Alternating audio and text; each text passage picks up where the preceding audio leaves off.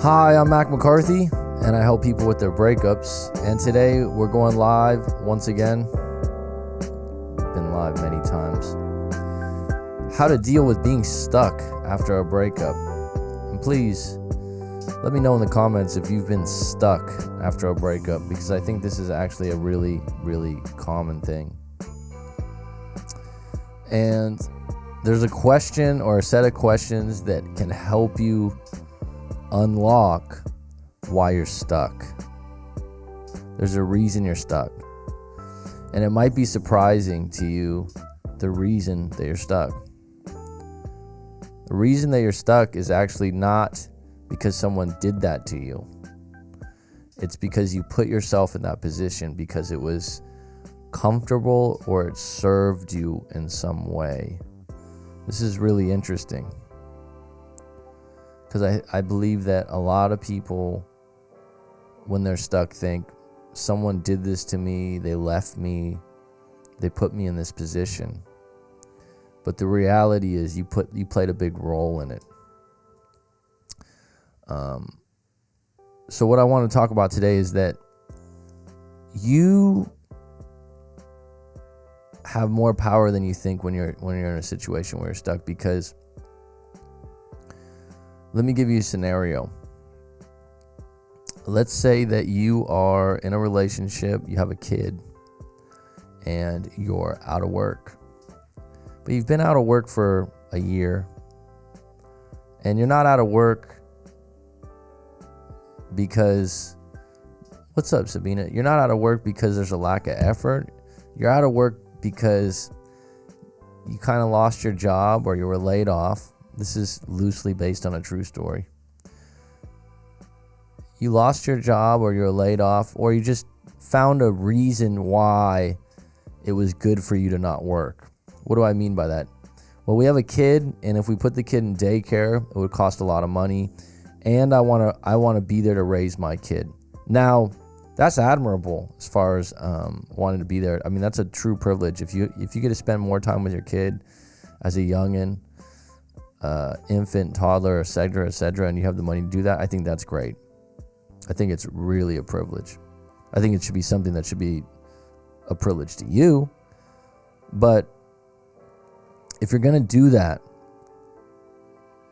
just beware that you're setting yourself up for the possibility, if you break up with your girlfriend or boyfriend and they have a job that supports both of you, right? Or let me curtail that back. Sometimes someone's out of work, but they might get some extra money from something else, unemployment, or maybe they have a property that they get rent off of. There's all kinds of things. Maybe they have some kind of internet thing going on, but it's not really a primary source. But here's the thing about when you have a job or a career. It gives you some kind of identity, significance, importance, and it's something of status in most societies. And I would say in America, Canada probably too, Rob, one of the first questions that people ask you is, what do you do? Why is that? Why would someone ask you, hey, what do you do? Do you think that's a common question in Thailand, Danny? Yeah. Like, what are you doing for a job? Maybe yeah. And then they'll want maybe some details. If you say you're a doctor, or you say you're a lawyer, immediately you get a lot of credit for that, right? You just automatic. Oh wow, you're a doctor. Don't have to tell me much more. What kind of doctor are you? But someone's automatically giving you some built-in respect. So when you put yourself in a situation where you're in a relationship and someone is pulling extra weight and they're the ones with the job and you're at home watching the kid, and this could be man or woman, by the way, because I've seen a lot of people just assume it's a woman, stay-at-home mom, ... There's men that lose their jobs or are good Mr. Moms, if you will. That's even a term still. That was a movie with Michael Keaton back in the day. But it's possible for a man to go, oh, I'll stay home with the kids. whatever. The problem with that in the relationship, if the relationship doesn't work out, yes, you might be eligible to, in certain countries, in certain places, to get a check every month, right? To get alimony, to get child support. And someone will say, oh, it's not fair, it's not this. But also, that person's left after the relationship that thinking, what do I do now? And let's just say, what if the person that's working, they just don't make that much money, so the child support's not that high, because we always assume the child support's high. It's only relative to how much an individual makes. And there's ways that individuals, I believe, kind of can play with that. They can live with their family, they can hide money. There's all kinds of things to that. My point is, you break up and you're in a situation where you haven't been working for a long time. If you don't get child support and it's 50-50, and like I said, this is different in different places in the world, in different states. So everyone just assumes, this is what I notice on the internet, everyone assumes everyone lives where they live and abides by their rules and laws. It's not true. So you break up, you don't have a job, they have a job that they're proud and privileged to do, that they're making good to decent money. It really leaves you at a disadvantage, because part of your role in the relationship was to be a good husband or a good wife, because that person was doing a little extra financially.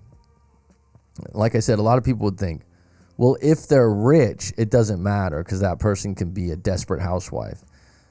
Yeah, okay, but look how those people turn out. Have you ever seen that show, Danny? Desperate Housewives? No. So basically in the States, they have this reality TV show called The Desperate Housewives. And correct me if I'm wrong, Rob or Sabina or T-Mac, if you've seen this, because I haven't watched it frequently. I've just seen it off and on when I went back to the States and it's on TV.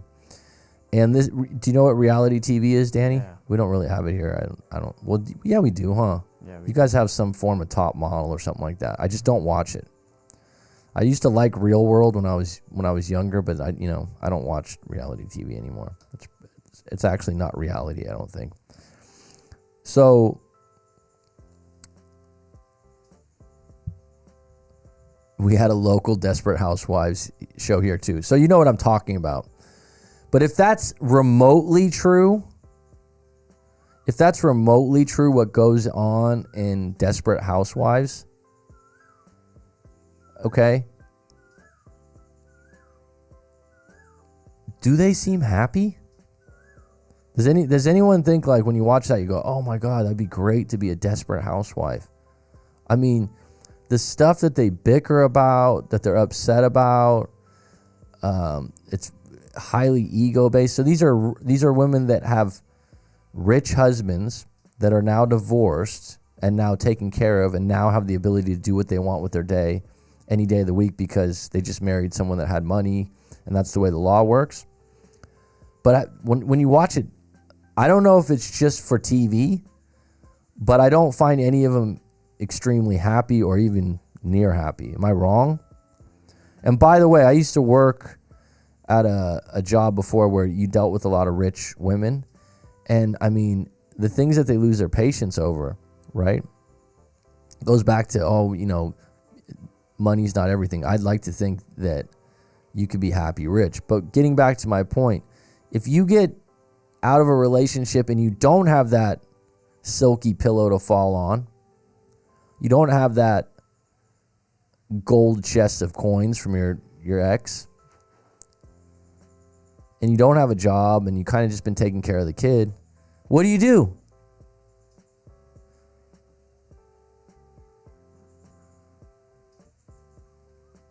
What do you do? I mean, do you have to get trained in a new job? You have to start scrambling? The point is, when you're stuck, I came across this really good, it's a pretty good book. It's probably one you haven't heard of before because it's not mainstream.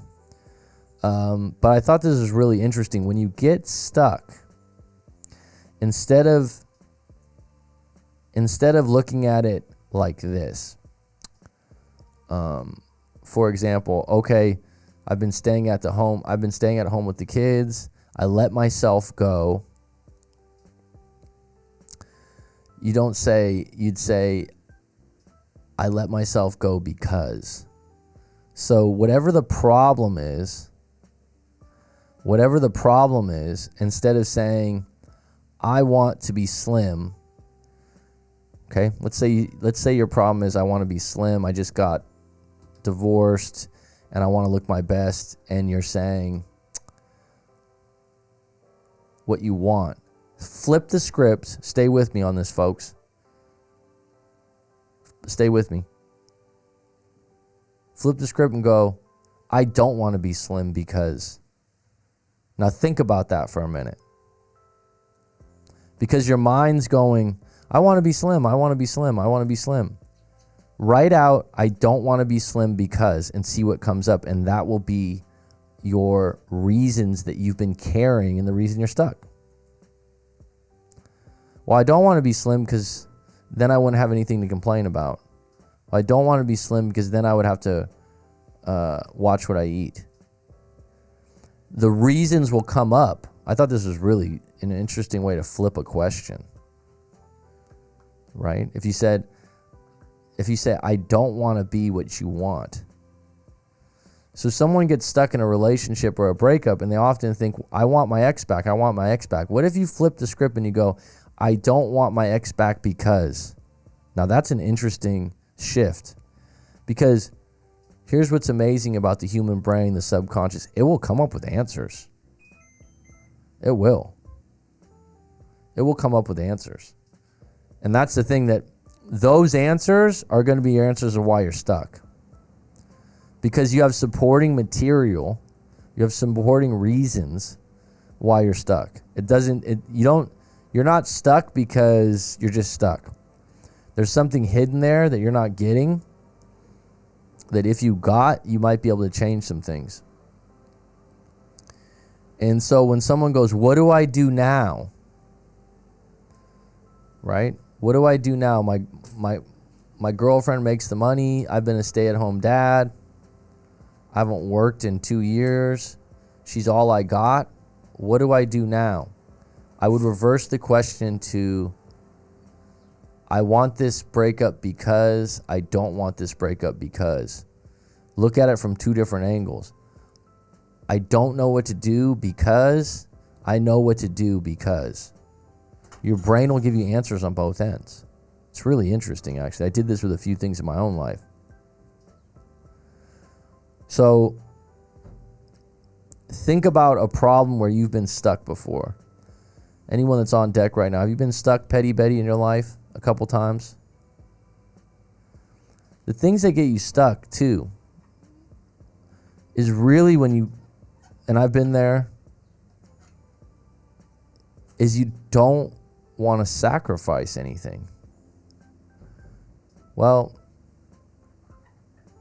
to be unstuck, you got to give into some things. You have to go, all right, I'm stuck right now. I hate my job, but I like my house and I like my car. But if I quit my job, I won't be able to pay rent and I won't be able to make a house payment. I'm stuck. I really can't do anything. Well, you can get retrained, you can move. There's all kinds of things you can do, but you might have to turn the car in. You might have to claim bankruptcy. You might have to do a few things that are drastic, maybe even embarrassing, but you do have some things. I don't get stuck anymore. I get awesome. Well, that's awesome, I suppose. Getting stuck out of a breakup, though, is really common because you get stuck on the idea that someone, right on, CD, someone has done this to you. But a lot of times we make our own bed. A lot of times we don't realize that we played a role in this and it's become comfortable. I think that there are drastic may have an effect on one's mental health. Can you say that again, Rob? I don't understand how you wrote that. I literally have no drive to get into a relationship. It's just gone. You know, I don't have a problem if you came out of a traumatic or a tough breakup, or you're just a little wounded, taking a break or going on a relationship fast. Why not? I don't have a problem with it. If you're comfortable with it, it's okay. And by the way, that doesn't mean you're never going to be in a relationship again. That just means how you feel right now. And there's a lot of people that do that. It's just like with the dating apps. People get in a point where they go, oh, they're so bad, they're this and that. Take a break. Revisit them. What's the real reason you have a problem with the dating apps? If you asked yourself, like I said, reverse questions. Reverse the questions. I don't want any part of a relationship because I want a relationship because, and see what your mind comes up with. Things that are drastic type ways to resolve a situation might have an effect on one's mental health. If it's something so outside of their comfort zone, people get stuck and go down with mental health. Take a permanent break from online dating. What's the alternative? So that's the other question you ask when you're stuck. What's the alternatives? If I can't do this, if I won't give up that, what's the alternative? A lot of times when we're stuck, we want to stay comfortable, easy, because that's what we mostly filter for. People that are entrepreneurs, people that are high work ethic individuals that are workaholics, if you will, and they think maybe I'm not stuck, they're doing it for a reason beyond what you can gather. Most human beings look for comfort. Most human beings look for predictability. And so even if they're in a bad place working at a convenience store where they've been there for 5 years and are going to be the manager, if it's comfortable, they know the ropes. They know what they can get away with and what they cannot get away with. Then they'll stay there. Now, it was interesting. I think you'll like this, Rob. The gentleman from Alpha Male Strategies, which is a very popular channel on YouTube, and the guy's just a character. He's funny. His delivery and packaging of information is great. Have you seen him before, Danny? No. Alpha Male Strategies. Hilarious guy. Listen. He's very, very blunt. It was funny. He was on a live stream, and I just caught a little bit of the live stream. You know, you're on YouTube, and it shows, oh, this person's going live. So he just popped in there. And it was a live stream that was for members only, but you could see the comments. And I was shocked. This guy's probably late 30s, brutish guy, very, would I say red pill, Rob? And he had a kid on there that was asking a question on the thing, and the kid probably was 15 or 16. And so this guy, would you say Alpha Male Strategies is primarily how to deal with women, date women? And he's just, listen, with YouTube now, it's just different packaging, same material. Okay? So no one's coming with, you know, like, oh my God, I've never heard that concept before. It's just different packaging, right? And so he's funny. He's got audacity. You know what that is, Dan? Audacity? Yeah. What is it? Like, I don't know how to explain, but I know the word. You got to be able to explain it then. Yeah. Look up the meaning on your phone real quick. Let's see what it says. Audacity. Audacity. He's got audacity, which means you got balls to say whatever, where people will go, what? You said that? Like, he had one episode where he was talking about, I don't date ugly women. You know what I'm saying? If I'm not into the woman and she's ugly, I'm not going to date her. It's like, she's nice. She's got a good personality.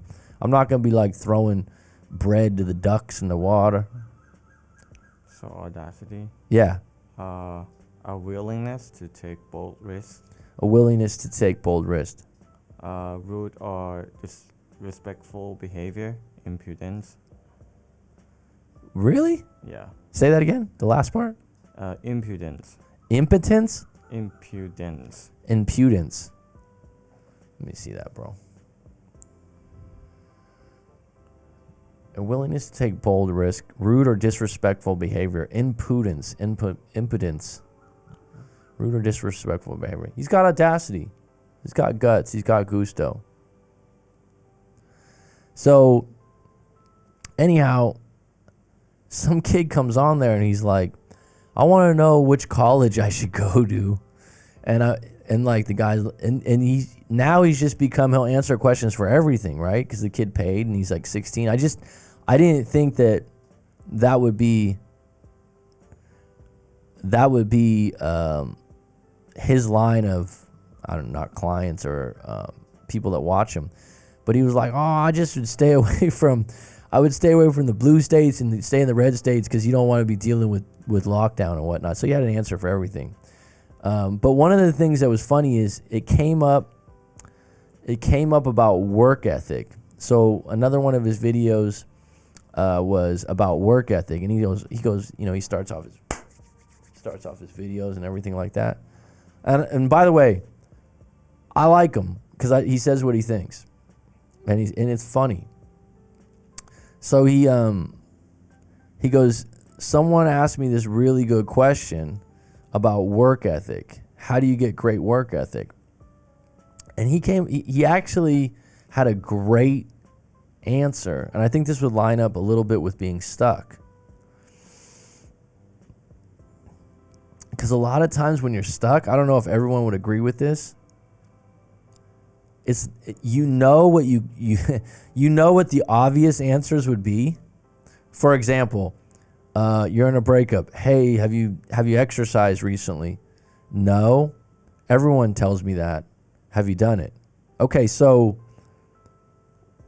why aren't you doing it? You know that that's a good thing for your body and mind, but you're not doing it. Why? Why do you think, Danny?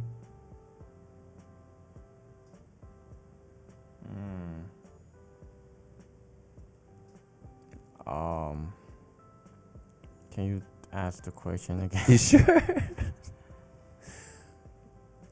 If exercise is good for your mental health and your body, why doesn't everyone do it? Because it takes work. Yep, that's it. A lot of times we're stuck because we don't want to do the work to get out. Myself included. I've been doing this live stream for a while. I've been doing this YouTube channel for a while. I got to make some adjustments. I got to come up with better content. I got to do some different things with the video. It takes work. I'm comfortable doing my live streams like this. I'm comfortable the way I have set up. But the reality is, if I want to get more subscribers and more views, I got to change up my content. I got to put in the work. So one of the things, like CD just says, I love working out so much. It's the only thing that keeps me sane. Well, the thing about working out, once you do it, there's a carrot at the end of the stick, and eventually, if you like the feeling from working out, then you'll work out all the time, right? It's the part where you have to work out and it sucks, and you feel like, I want to quit, because you haven't got your body to a point where you really can get through 20 minutes of exercise, right? It's just not fun. So that part doesn't feel good. But getting back to this guy's point, he basically said, look, I had a job where I was a security guard. And he goes, I was the laziest motherfucker at that security place. I was the laziest guy at that job. They'd ask me if I want extra work. Hell no, I don't want extra work. He goes, I'd be 10 minutes late and leave 10 minutes early. I just did my job. And he goes, the reason why is they pay me the same no matter what.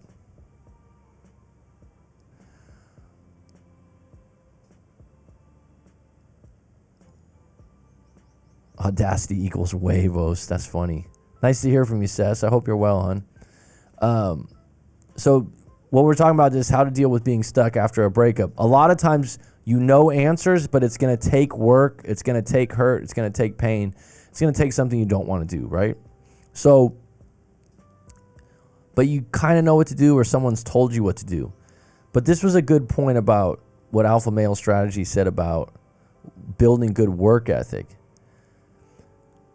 He said, when I had this security job, I think he said he was making $120 a night. He goes, I knew it was a job that I didn't like, and there was no way to make more money.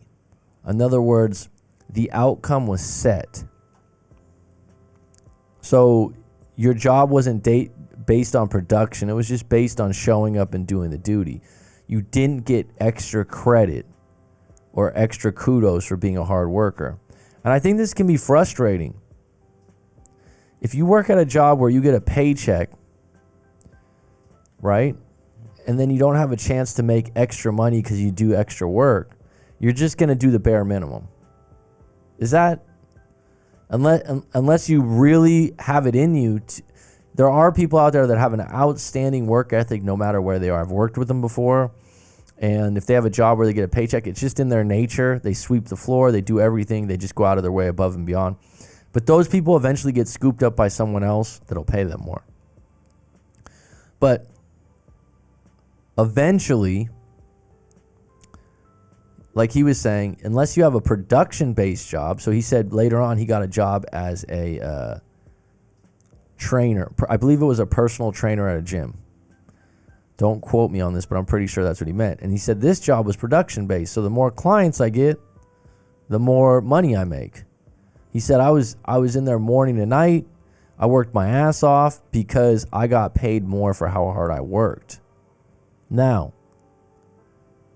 I think when we get stuck emotionally in between a decision and not a decision, we're looking at the sacrifice of that decision and we're going, is it going to pay off? So when you're in a job like sales, and he was saying sales are a great job. It's a great job for people because it motivates you, it pushes you. But there's some people that don't like sales. Because why? Sales involves rejection. Sales involves uncertainty. Sales involves putting yourself out there. There's a lot of value in certainty in getting a regular check and doing a regular job. Now, circling back how to deal with being stuck after a breakup, or let's just say you're stuck in your relationship in some way. There is different options, but usually you're going to pick the option with the least resistance or the most comfort, right? And I don't blame people for that. But that's going to be a part of your sacrifice, is that you're not willing to work through the pain of dealing with something you're not happy with. But that's okay, by the way. If you're in a relationship, I just had someone that was that's close to me. And they're looking at a potential breakup with their ex. They texted me, "Hey man, I'm going through it right now." I don't know the details. I said, "Hey, write out your story." Didn't write out their story. And I know him, and I know his situation a little bit. But they're back together in a day. The question is, so he said, "Hey, I don't need to talk to you or anything about that." Okay, no problem. But what I would really like to ask if I did talk to him is what's the original problem? Because usually the original problem is going to still be there. Now if you're in a relationship and you're married and you got deep love, or you got kids, or you got financial commitments that you need to share, that's a big one too, right? Or someone's got an illness. It's not, what people don't realize about breakups, it's not so cut and dry. There's so many entanglements to love and care about someone. I mean, one example would be if you leave someone and they're going to be financially distraught and they have family members they have to take care of. That's something people don't realize. Someone has extended family that they got to take care of, and it's something you don't deal with. Let's say that they're their mother has a heart condition or a illness, and they have to send money to their mom every month and take care of them, and you go like, why do we always have to do this? Why do we always have to do this? Because you can't relate. If you break up with that person and they depend on your money, that's a big thing. So my point is, being stuck means picking your sacrifice. And whatever you pick isn't really a wrong answer. It really isn't a wrong answer.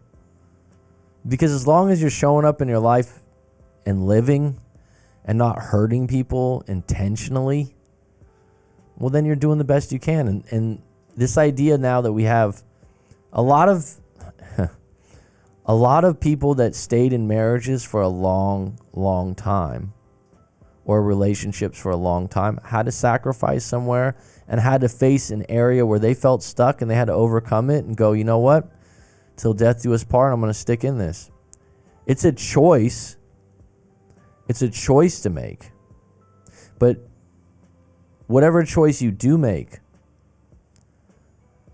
as long as you don't have ill intentions on someone or you're trying to deliberately hurt someone, those are the worst things you can do, because later on those are regretful. But if you do something with your best intention and someone else's best intention involved, that's called a win-win. That's something you can live with down the road. That's something you can deal with. That's something that's important. And when you make your decision when you're stuck, ask yourself, what am I getting out of being stuck? What am I getting out of being stuck? Because you're getting something from it. A lot of times, it's your excuse for not having to deal with pain or hard work down the line. It's like when I was in real estate, the job was okay. We made good money, this, that, and the other. But I didn't really like it. I just heard someone else on YouTube talking about how they didn't like it. I just didn't like the job. Always wanted to teach. To get out of that was really hard. I was stuck for a year because you're giving up on something you feel like that you've put time and money into and education into. And so you feel like, you know why I was stuck? I didn't want to start from the bottom of the teacher hill when I was, I don't know, a quarter of the way up on the real estate one. Does that make sense? In other words, starting over again is really tough. But I'll give you a really good example of starting over where I was impressed. If you watch, there's a documentary on Dr. Dre. I think it's on Netflix. It might be on NWA overall, but I think it's on Netflix. And basically, Dr. Dre, the rapper, if you know who he is, it's an amazing story because you just think, oh, successful, famous. But really, this dude had to start over like 3 or 4 times. That was what was so impressive. And a lot of people it was so impressive because he, from the outside in right now, you just go superstar, right? Or whatever you want to say. I mean, highly successful, Beats headphones, businessman, ... I mean, he's a world-class name, right? But when you hear a story of his life, man, this guy, when he got stuck in a situation, he started over again. And that was what was impressive to me. So in his early career, he's with NWA, and they're the hottest rap group in the, I believe it was the late 80s, early 90s. Don't quote me on that. Early 80s, late 80s, early 90s. You know, they were all over the place. They were big, right? He ends up having a dispute, as does Ice Cube, over the management, something with Eazy, the other rappers, about who gets what amount of money, which is common, right? He got a bad deal from a record label. I don't know the specifics of it, but it happens all the time. It happened all the time in the past, right? So he leaves and he ends up doing his own thing, which was really successful. But in the meantime, guess what he had to sacrifice? All of a sudden, him and Eazy-E, the guy that was originally funded NWA, from what the movie says, they're like in this battle of talking shit to each other. So he loses a friend. Now he's on his own, but he was willing to do that. Has all the success. Then joins Suge Knight's label, joins another label. Goes over there, major drama with that, right? Basically leaves that label also, and all the music that he's made, from what I understand, is basically in the label's name. So when he left there, he had to start from zero again. So you imagine, like, you make this music, and I don't know what the cut was or the royalties was, but it wasn't good. It wasn't good, and when he left, the music, I believe, you don't get to take it with you. Reconnection successful. So basically what happened was he started over again, but here's the crazy part. So he leaves NWA, he starts over from zero, he's successful. He leaves Suge Knight's label, he's not successful. His first album, I forgot about this, was really unsuccessful. I forgot what it was called. And it was embarrassing how low it went. But then he goes and signs his, he's down in the dumps. He signs Eminem. That goes off. There's just this constant up and down in his life of willing to start over. But if you look at it, there was 2 times in the beginning he could have stayed with the same record label, probably made money, but it wasn't right for him for different reasons. What was impressive throughout that movie or documentary is he just kept betting on himself. That impressed me. Is the fact that, like, a lot of people say, all right, safety, check, this, that, the other. Just kept betting on himself and dealing with people. Be like, oh, you left a lot of music with that person. They're making money off you for years. It's all right. I'm going to make more. It was pretty amazing in that sense. And then I'll add at the end, he ended up with a very good manager that helped him out with beats and whatnot. Trey lost his son a few years ago. He's been through a lot. He came back stronger. Definitely a great artist. Never gave up. Most people can't successfully bet on themselves. What do you mean by that, Rob? What do you mean by that? I just think it's interesting when we're stuck, and I'm going to include myself in this, off and on in my life, because being stuck, it's just a fork in the road where you got to make a choice or a decision, and you could stay the same path. You could do the same thing. You're going to get the same results, though. And so a lot of times it takes some gusto, it takes some guts, and it takes starting over again. I think that's the part we don't like. And I think that's the part we don't like about breakups. I have so many clients say I wasted my time. Oh, I was with him for 6 years. I just wasted 6 years. I don't want to start over again with someone. Well, I agree. I understand where you're coming from, but time is time. Actually, they say time is an illusion if you talk to a quantum physics person. But what if it's done? It's done. I hate starting my life over. What if you could like it? What if you wrote, CD, I hate starting my life over because... And then what if you wrote, I like starting my life over because... What do you come out with? It's a really interesting way to do things, right? Because your brain's going to come up with answers for both. It really is.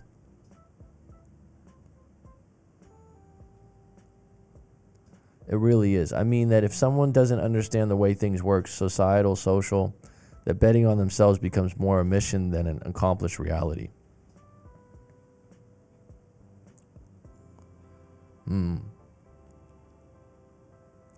Some people do it very successfully. Others, it becomes a repetition of consistent failure.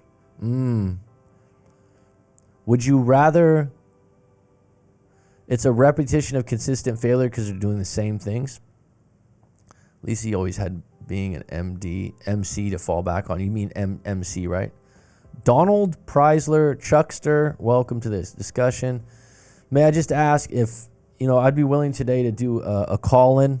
I got some juice. I got about 45 minutes before I got a call to make. But if someone wants to do a call-in today to talk about their breakup or their situation, we could do that. COVID is affecting these things greatly. What things? And where are you at in the world, CD? Yeah,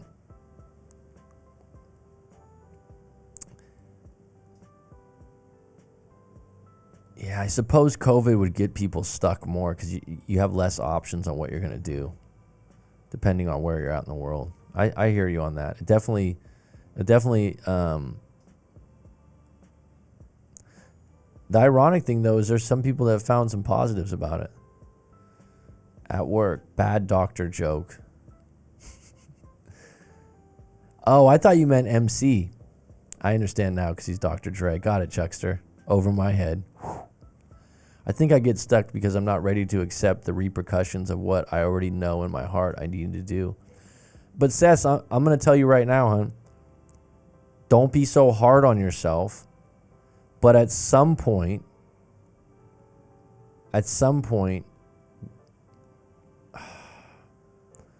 toughest decisions are just sacrifices. But staying in a relationship or aborting a relationship for valid reasons, it's a choice and it's a sacrifice either way.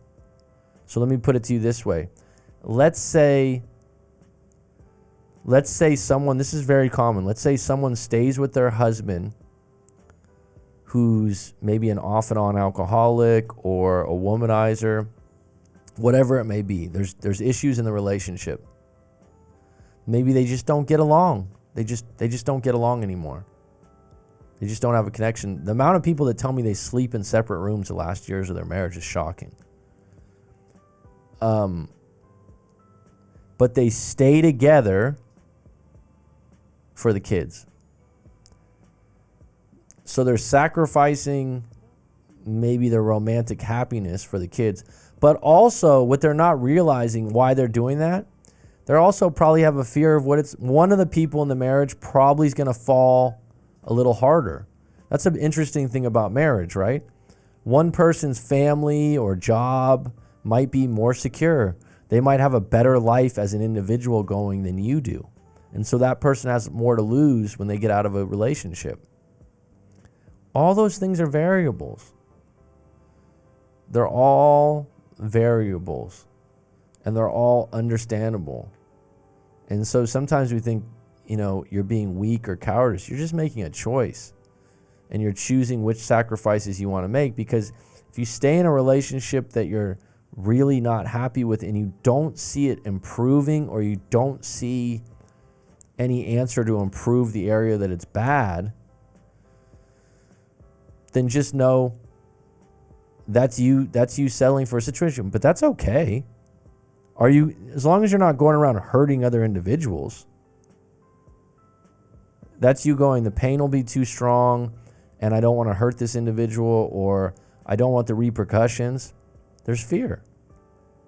To bet on yourself, you should have a very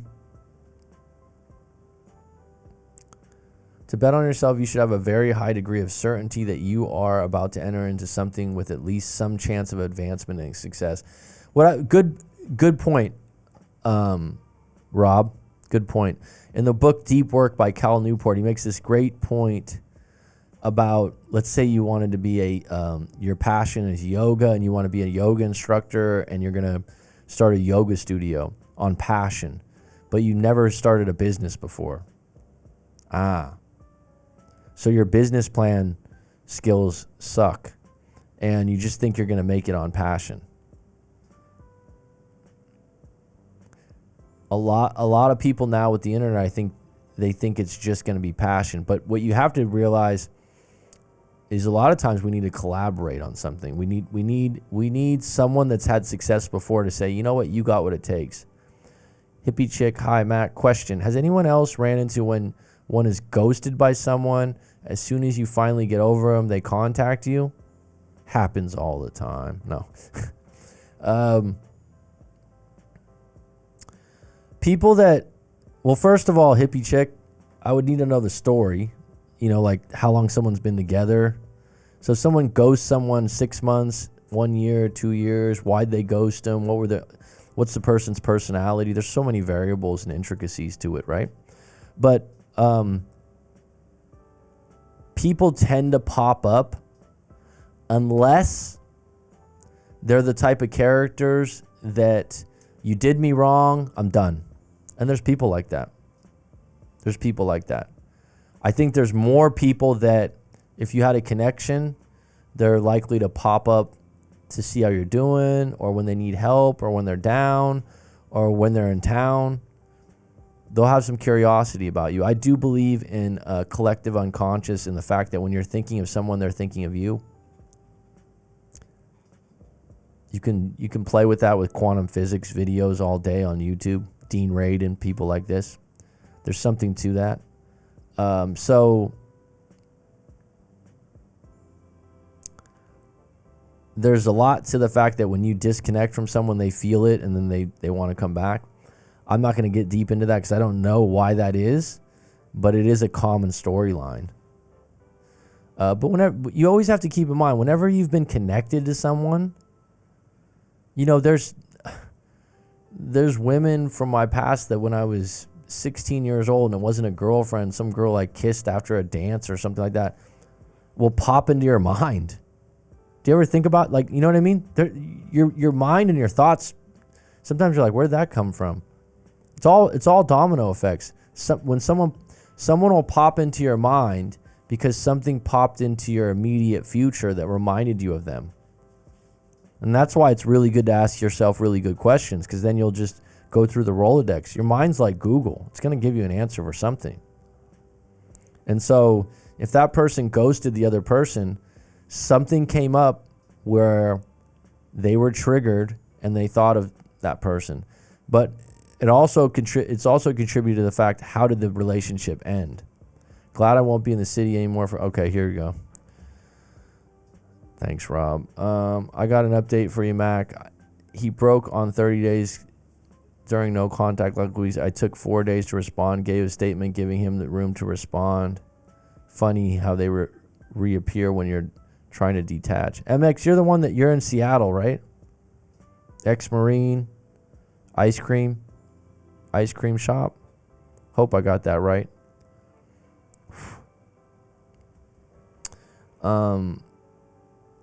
What do you want, MX, though? Do you want to get back with him, or do you want to be done? Is it non-repairable or repairable? I'll tell you this. If you're in no contact and your ex reaches out, unless they're some kind of psycho or they're abusive, it feels good. Unless it's Sleeping with the Enemy with Julia Roberts, right? If you guys remember that one. It feels good. A client of mine right now, his ex reached out, I think, after 6 weeks to 2 months. And the whole time it was like, do you think she'll reach out? Yes, she will, because she's done it before. I mean, your partner's character. If they're extremely stubborn, if their life's going extremely well as an individual, if you've noticed that they've been flirting with someone else before you, there's variables that would say most likely they won't call you. I don't know what the percentages are, but there are people that can easily cut someone off and never talk to them again. And that's also due to the fact that someone's done it to them, or they've done it before and it works. But they have a very strong frame, and it's actually a way to not get hurt. These are the type of people that could be bullies or very, very confident, and they have armor on.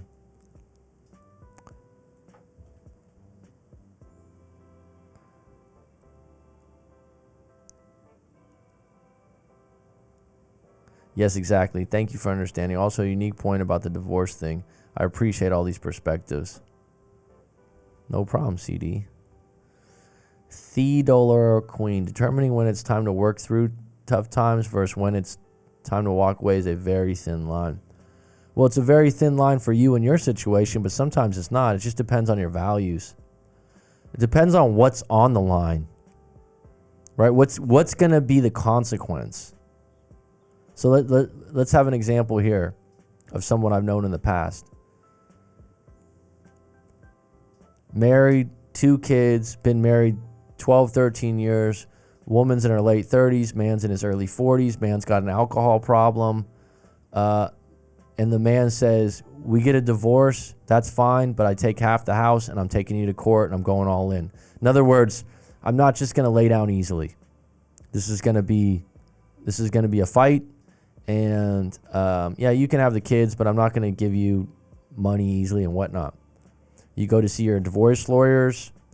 You look at the assets you have. You look at how much money you make as a woman. You look at how much money he makes as a man, because I've known some woman in this situation. And you go, I'm at this point in my life where I have a certain set of skills. I can't get a much better job. Do I want to live in a small apartment with my kids just getting by? Or do we want to finish off? Or do I want to revisit this relationship if he goes through an alcohol center and make it work, because my kids and my lifestyle is going to be highly affected? See how that works? Those are major consequences that are past love, that would motivate getting back together. So the line, when you say that the dollar queen, I'm sitting here trying to call you Theodora, because I've known someone with that name. The dollar queen. It's a thin. It's not always a thin line. Sabina is regular. She is awesome. CD. What's ghosted? I gave another statement after his second. My memory's pretty damn good, huh, MX? I've even changed his nickname I had for him on Messenger that he probably noticed. Question for you: should I continue no contact? What do you want, MX? I don't know what you want. If you're not receptive to someone reaching out after no contact, that tells me you don't really want to get back with them, or you don't believe they've changed in a way that makes you want to get back with them, or you want them to sweat it out for a while and fight for the relationship. If those are in your bag, is this a relationship you really want? Or you want to just cat paw him and just play games with him? Cat paw means like you're just now you're playing with them a little bit. Ghost is when a person cuts you off with no contact period forever. Right on the dollar queen. I knew someone would answer that. Because it's out of the character, then they wonder due to ego.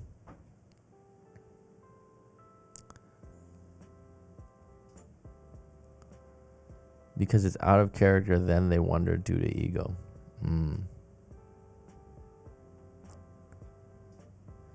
Mac, a parasite and its host have a relationship. Doesn't make it healthy. Some days you're dog and some days you're the flea. After a while you learn is in your nest interest to wear a flea. Man, you're a poet, Donald.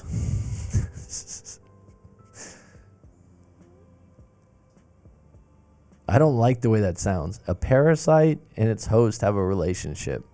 That's true. I don't like thinking about that, though. Doesn't make it healthy. Nope. Some days you're the dog and some days you're the flea. I just wouldn't want to look at relationships like that at all. Because I don't like fleas. After a while, you learn it is your nest interest to wear a flea. Flea collar. Okay. I was a bully as an ex. I want to be better than my old self. It's one of those things.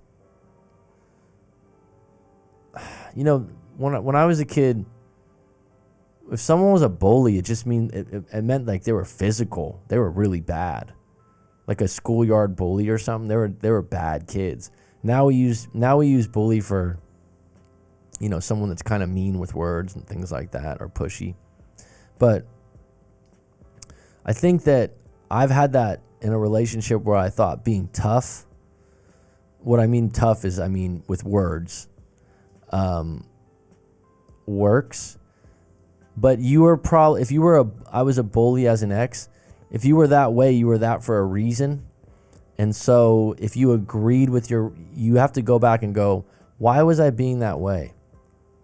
What was my gain in that? Or did I learn that from my father or a past relationship? Or was it something that worked before? You're always following some kind of a playbook, either learned from someone or you've done it before and it works. So I was a bully as an ex.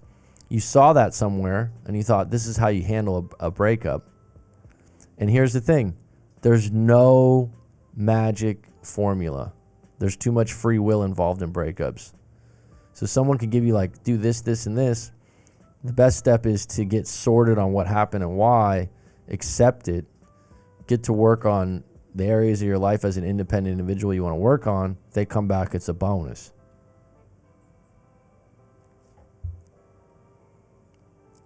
I do, but he's going to have to prove it.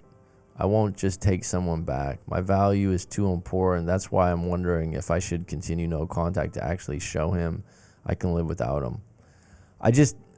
MX, sorry for being a broken record. I need to know your story. I'm not sure that you sent it in, but I need to know more details, and then I can give you some sound advice. One of the questions that you might want to ask is one of the topics we talked about earlier on is reversing a question. So I don't want to get back with this person because I want to get back with this person because, and see what plays out there. I don't like this breakup because I like this breakup because. Reverse the questions and see what comes out. The Dollar Queen. In a new relationship, 6 months, small communication issues can turn into disagreements. I had to determine if the relationship was worth saving after I semi-ghosted me for 3 weeks. In a new relationship, 6 months, small communication issues can turn into disagreements. Okay, so let me just tell you something, the Dollar Queen. You're generalizing this as something happening to everyone. Small communication issues can turn into disagreements in this relationship, not all. People, if in the first month, if in the first months someone's breaking up with you over petty things, they're just telling you what's going to happen in the future. By the way, if people break up in the first 6 months, a lot of times that's just to win an argument or the relationship was never going to last. If it's to win arguments, it's extremely juvenile and a bad way to communicate. My value is too important. That's why I'm wondering if I should continue no contact. I'm sorry. Small communication issues can turn into disagreements. I had to determine if the relationship was worth saving after he semi-ghosted me for 3 weeks. What did he ghost you over? I mean, you have to tell me what the problem was. Same with you, MX. What was the problem? What's the reason you broke up? Right? MX or the Dollar Queen. I can't take a call today, but I only have about 20 minutes.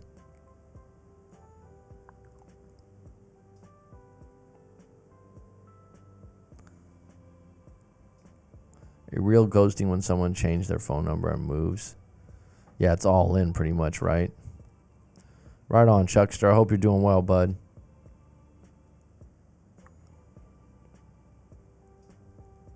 What does it mean to stay true to yourself? Is going back with this person going to make you untrue? So in other words, you want something that they don't want for you, or you're really unhappy. Like, one of the worst things you can do is go back to someone out of pity,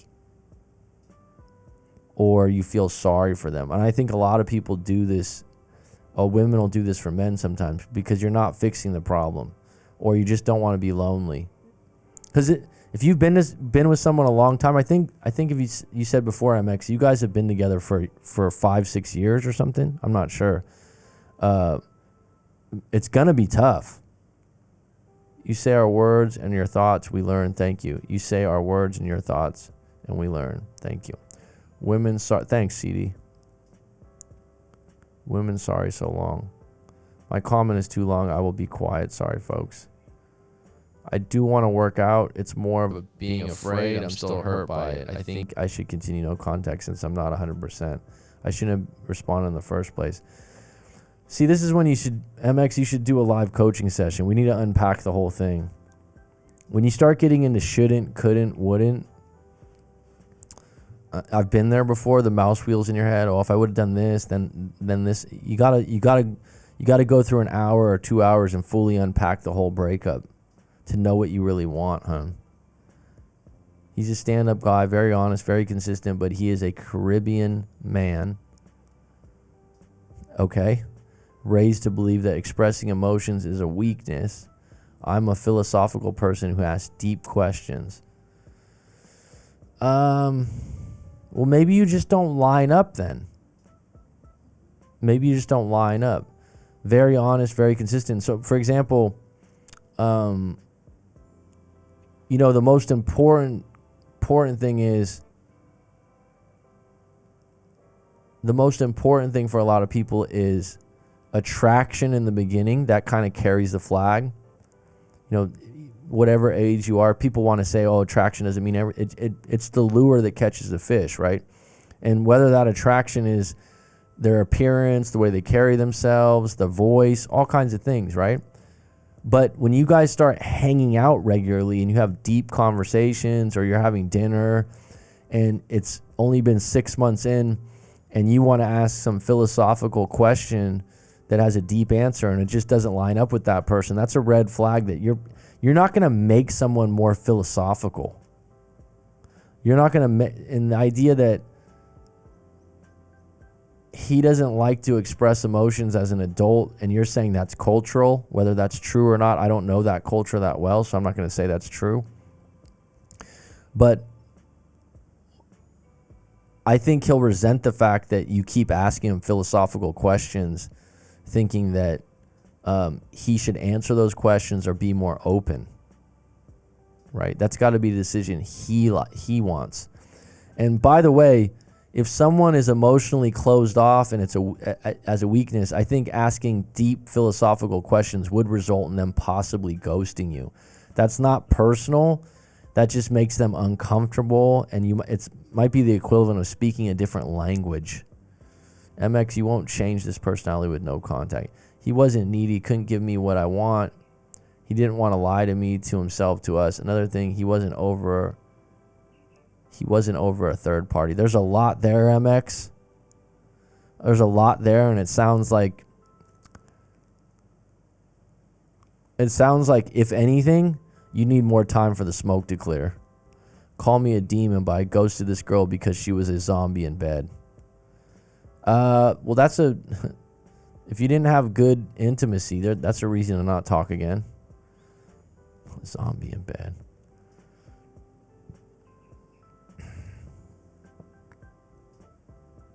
It was short term. We lived together. I moved out a week after. Give yourself some time to process this thing. Respect on that. I was bullied by my ex as a man by a woman. Bullied in a physical sense. I'm a big 6'3", so it wasn't a true threat physically, but the attitude behind the bullying hurts.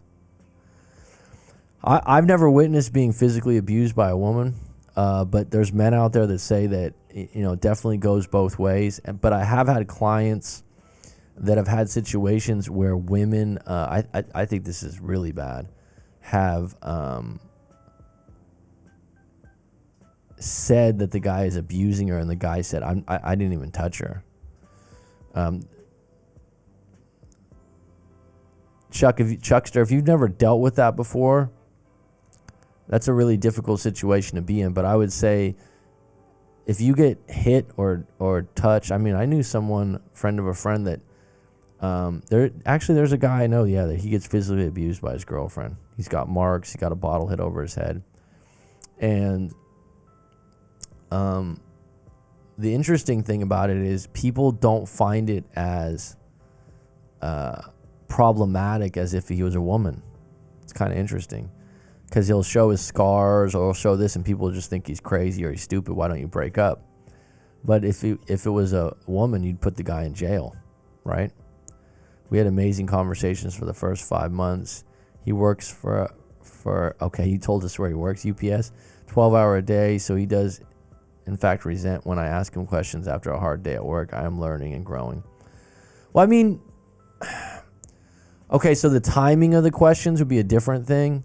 But if that's who you are and that's how you connect, maybe you're just not a good match. If you have to change from asking those kind of questions. But I will say guys can get annoyed with, if you are someone that has a psychology background or you're a counselor or you're a therapist, they can feel like, oh, that's an area I don't want to go into. I just want to have fun and hang out. And so there's some avenues in a conversation that make people uncomfortable and just flat out. It's like, I'm a sports fan. I like basketball, American football, and baseball. I can talk a lot of basketball, a lot. Football, I used to follow it closely, and now I can talk a little bit, but I don't know too much. Baseball, sparingly, but I have some interest in it. Someone mentions hockey, I have no clue. I know a few classic players' names and stuff. I have no interest either. I've never watched a game.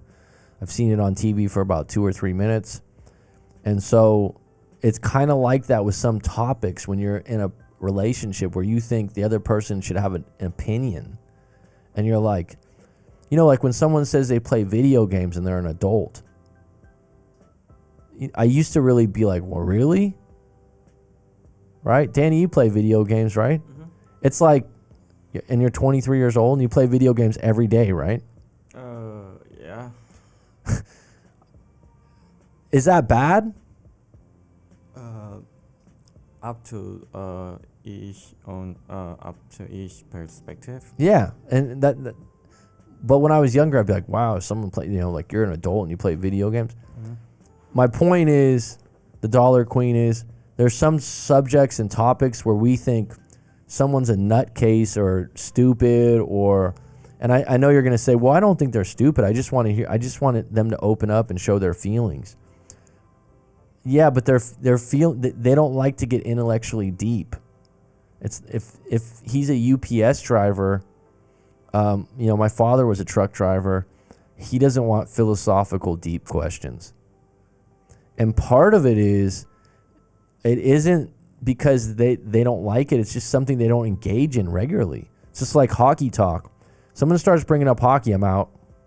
I'm not even going to, I don't know anything about it. I don't even talk hockey, so I don't know.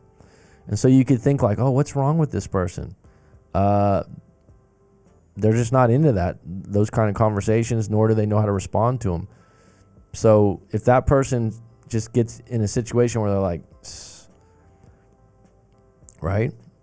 Speaking a different language. I got into this relationship after 6 years of celibacy. Wow. So needless to say, my emotions came on strong. He didn't ghost me. It was more of a silent treatment with few. Well, if it was only 6 months, he's still getting to know you. And he, if you came on strong, your feelings were probably really high, and I'm going to bet that you want to secure the fact that you're serious and that you want something long term. And he's a little bit more playful and a little bit more, let's just take it slow. And so you might have scared him away. Johnny Depp had his fingertip cut off. His crazy ex, Amber Heard. Definitely the hot crazy ratio was wrong. A fingertip got cut off? Jesus.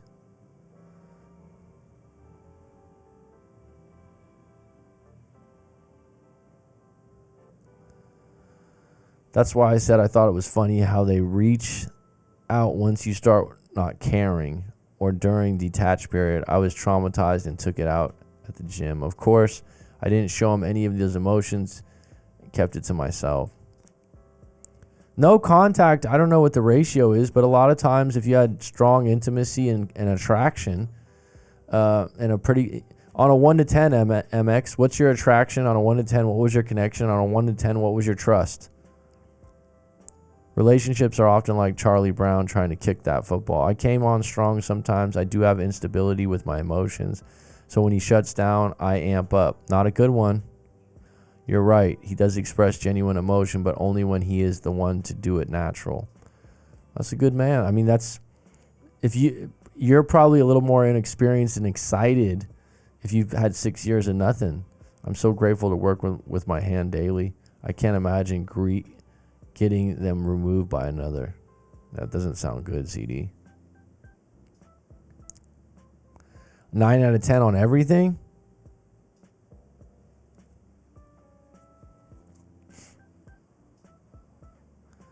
I'm 6'3", too. To be honest, I might really like a woman that might beat me up. Careful what you wish for, Donald.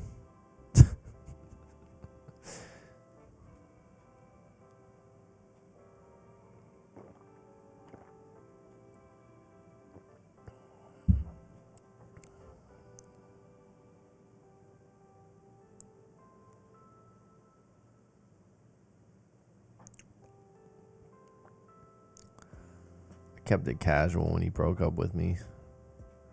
9 out of 10 on everything, though? Or 9 out of 10 just on attraction? I mean, if you're in no contact and your intimacy was good, like a 9 out of 10. If your connection was good, if your trust was good, they're probably going to contact you. It's like, how good was your relationship when you ended things? How petty was the reason for you to break up? I wasn't truly threatened physically. No harm would have befallen me unless I tripped on a banana peel or something. It's just that viciousness in someone's heart that really hurts. Well, Chuckster, if someone's vicious with you or they have viciousness in their heart, that came from somewhere. That's learned behavior, and so that's something deep, dark that you might not have ever got divulged to you. That people aren't born that way. He finally told me I was right tonight after I sent him a text and I explained that the silent treatment does not solve anything. The silent treatment works when you want to agree to disagree. When you don't feel like what you're saying is getting through to the other person, that's when it works. 9 out of 10 on everything. Well, then I'm not surprised that they contacted you. You know what I mean? Right person, wrong timing. So I would say give it more time. Give it more time apart. In the meantime, keep working on you.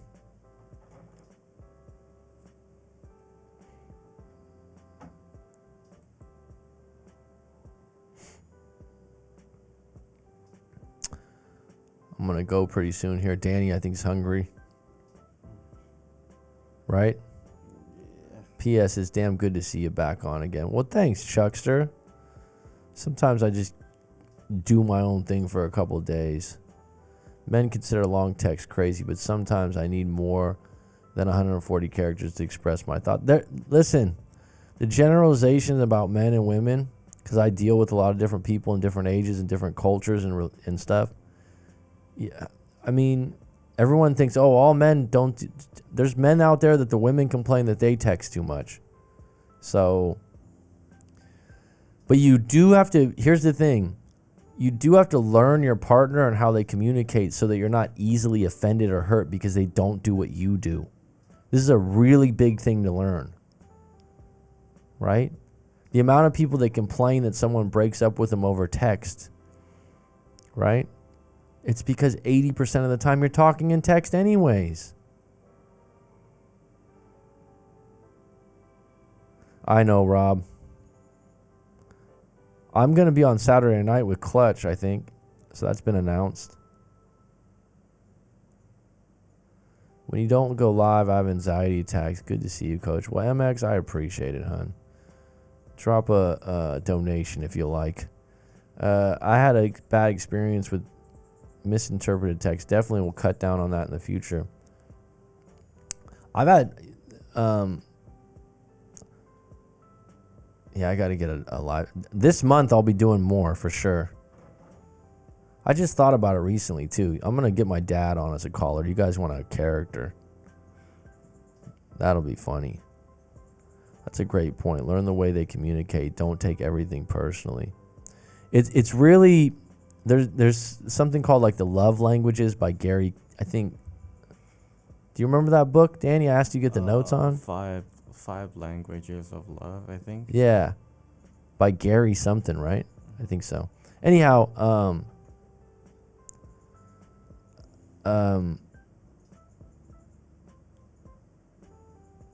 just lost my train of thought because I saw the 2 live streams in one day.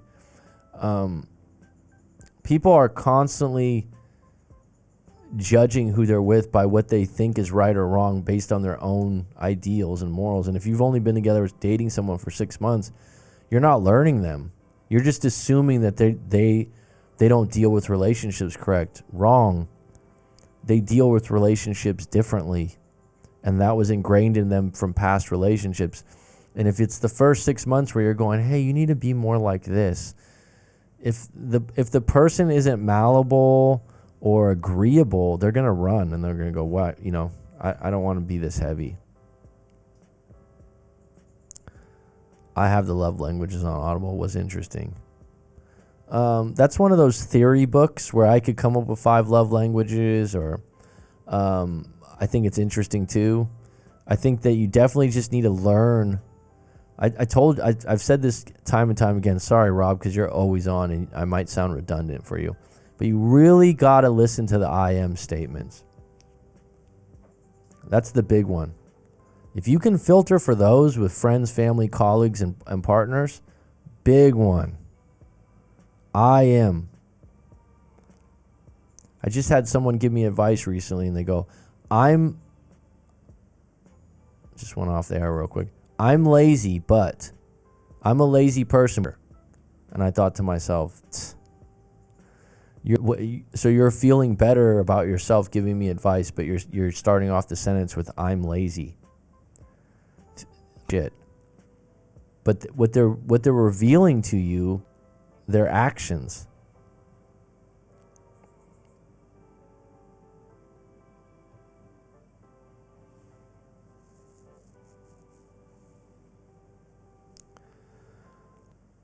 Sorry, the stream's going through a little tiff here.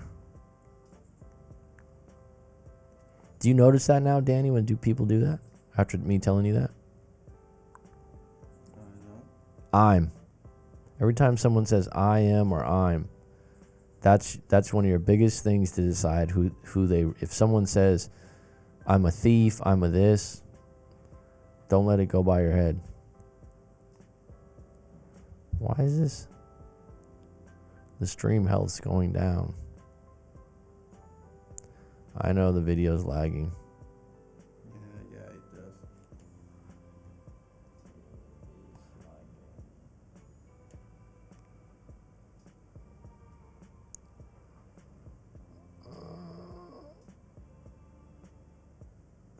I enjoy the concept.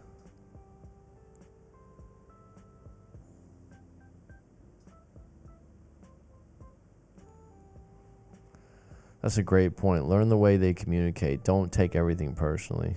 It is a good point. LS back. MX, can we talk about those anxiety attacks?